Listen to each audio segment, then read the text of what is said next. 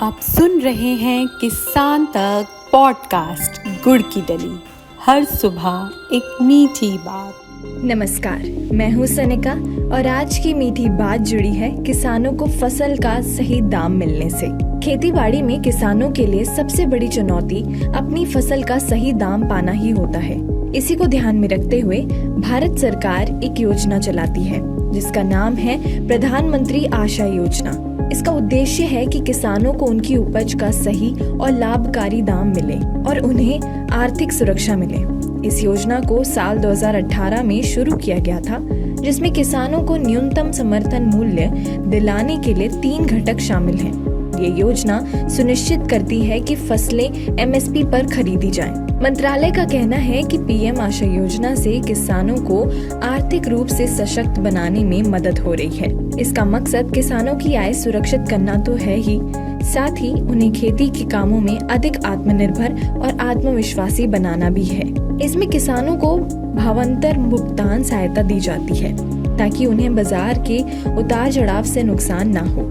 साथ ही सरकार ये सुनिश्चित करती है कि किसानों को उनकी उपज का सही दाम मिले और आय स्थिर रहे। पीएम आशा योजना में किसानों को बाजार जोखिमों से बचाने के लिए विशेष संरक्षण भी दिया जाता है।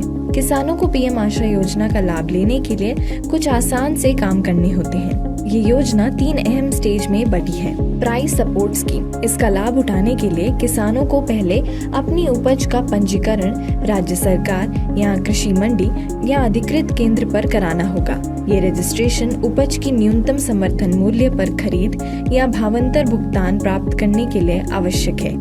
इसके बाद अगर सरकार उस उपज की खरीद चालू कर चुकी है जिसका आपने पंजीकरण कराया है, तो किसान फसल को सीधे सरकारी खरीद केंद्र पर ले जाकर बेच सकते हैं। उपज बेचने के बाद एमएसपी के हिसाब से पैसा सीधे किसान के बैंक खाते में आ जाता है। भावांतर भुगतान योजना। अगर किसी किसान ने ऐसी फसल लगाई है जिसकी सीधे सरकारी खरीद नहीं हो रही है या ऐसा संभव नहीं है, तो पीएम आशा योजना के तहत भावांतर भुगतान किया जाता है।